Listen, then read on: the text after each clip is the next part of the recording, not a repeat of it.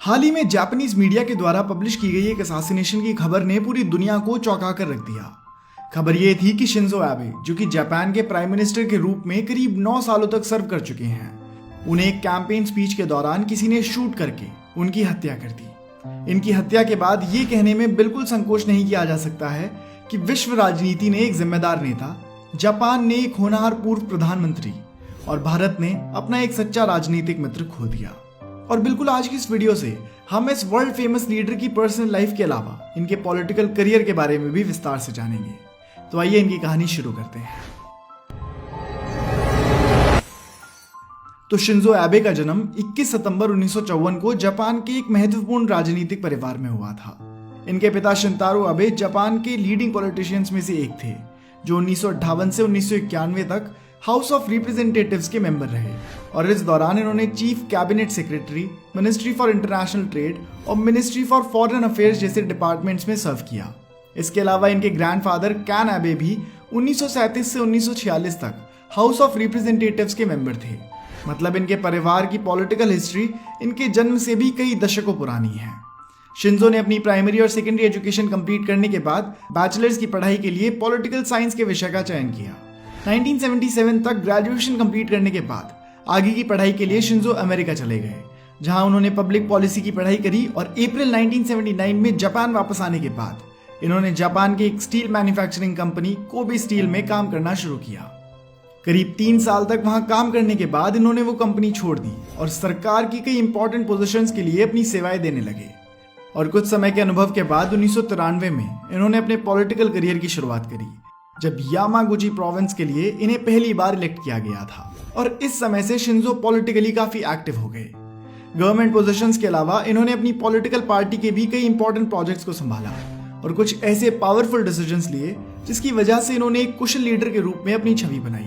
खासकर north Korea और Japan के बीच हुए नेगोशिएशंस में इनकी भूमिका ने इन्हें देश भर में पॉपुलर बना दिया।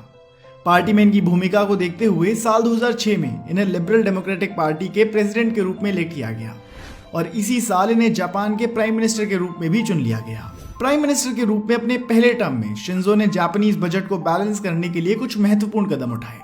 इसके अलावा north Korea, China, south east Asia, Taiwan और इंडिया जैसे देशों के साथ स्ट्रैटेजिक रिलेशनशिप बनाकर फॉरेन पॉलिसीज पर ध्यान दिया। लेकिन कुछ राजनीतिक कारणों से इन्हें जल्दी ही अपने पद को छोड़ना पड़ा और फिर साल 2012 में सेकेंड टर्म के लिए इन्हें एक बार फिर प्राइम मिनिस्टर के रूप में इलेक्ट कर लिया गया।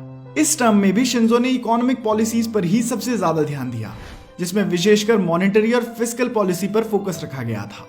फिर 2014 में तीसरी बार इन्हें प्राइम मिनिस्टर के पद के लिए इलेक्ट किया गया, जिसमें इन्होंने जापान यूएस अलायंस पर विशेष ध्यान दिया, जिसे अलायंस ऑफ होप भी कहा गया। इसके साथ शिंजो एबे ने Indian prime minister Narendra Modi के साथ भी दिसंबर 2015 में एक डील साइन करी थी, जिससे इंडिया और जापान के बीच अच्छे राजनीतिक रिलेशंस बनने लगे थे। शिंजो एबे खुद एक पावरफुल लीडर होने के साथ साथ Donald Trump, Barack Obama, Vladimir Putin और शी जिनपिंग जैसे दूसरे लीडर्स से भी इनकी अच्छी मित्रता थी। इसके बाद साल 2017 में चौथी बार इन्हें जापान के प्राइम मिनिस्टर के रूप में इलेक्ट किया गया और काफी लंबे समय तक इस पद को सर्व करने के बाद अगस्त 2020 में इन्होंने रिटायर होने का फैसला किया। अपने कार्यकाल के दौरान इनके द्वारा किए गए कामों की वजह से इन्हें कई इंटरनेशनल और नेशनल अवार्ड से भी नवाजा गया। तो दोस्तों, ये तो थी शिंजो एबे की पॉलिटिकल लाइफ।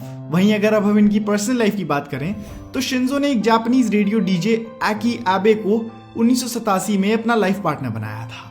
प्राइम मिनिस्टर के पद से रिटायर होने के बाद भी शिंजो का जापान में काफी इन्फ्लुएंस था और 8 जुलाई 2022 को शिंजो को जापान के नारा प्रोविंस में होने वाले इलेक्शन के लिए एक पब्लिक स्पीच देनी थी।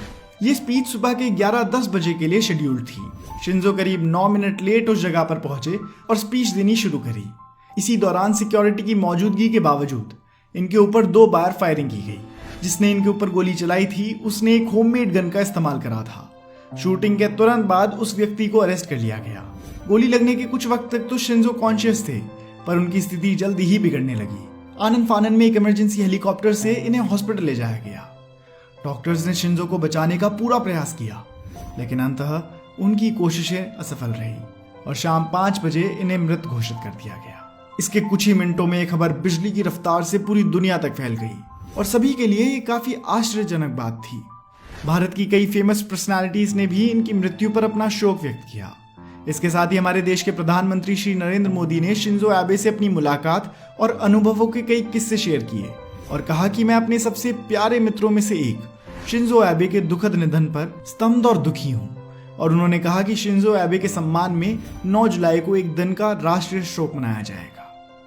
तो दोस्तों, यही थी जापान की पूर्व प्रधानमंत्री और आधुनिक भारत के घनिष्ठ मित्रों में से एक शिंजो एबे की कहानी। शिंजो एबे की इस कहानी को अपने दोस्तों के साथ जरूर शेयर कीजिएगा।